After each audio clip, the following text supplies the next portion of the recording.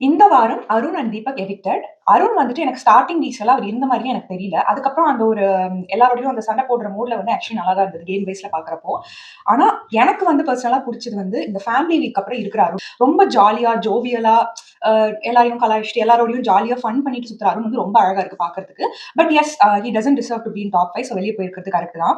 அதே மாரி தீபக்குமே வந்து starting week first week, second week நல்லா தெரிஞ்சாரு. அதுக்கப்புறம் காணாம போயிட்டாரு. அவர் கேப்டன்சி ஆனதுன்னு தான் தெரியிறாரு.